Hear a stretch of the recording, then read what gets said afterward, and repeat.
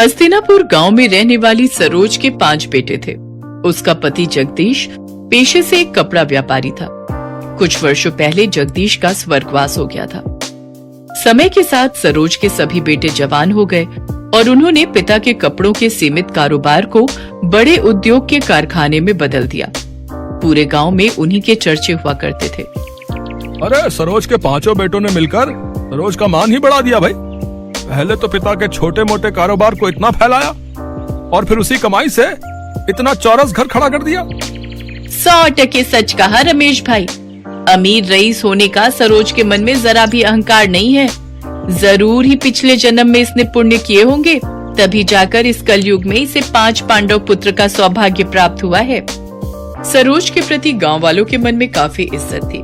पैसे वाली होने के बावजूद भी उसके अंदर बिल्कुल घमंड नहीं था। अरे मेरे 5 पांडु, यहाँ पर आओ।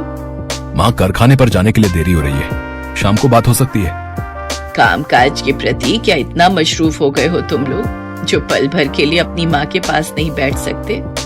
मोहन भैया, तुम माँ की बात सुन लो, हम चारों कारखाने जा रहे हैं। अरे ठहरो, मुझे तुम 5 से बातचीत करनी है। ये तस्वीरें देखो, मैंने तुम 5 भाइयों के लिए लड़कियां पसंद की हैं। सभी खानदानी और रईस खानदान की हैं। ऐसा सुनकर 5 भाई एक दूसरे का मुंह ताकने लगते हैं। तभी उसका तीसरा बेटा कहता है, माँ, ऊपर वाले की दया से आपके 5 बेटे अपने पैरों पर खड़े हैं। माँ, शुरुआत से ही हम 5 भाइयों की सोच यही रही है कि हम गरीब घरों की बेटियों को ही इस घर में दुल्हन बनाकर लाएंगे। माँ, प्रदीप सही कह रहा है। अरे पगला गए हो क्या तुम लोग? अगर मैं किसी गरीब की बेटी को ब्याह कर लाऊंगी तो लोग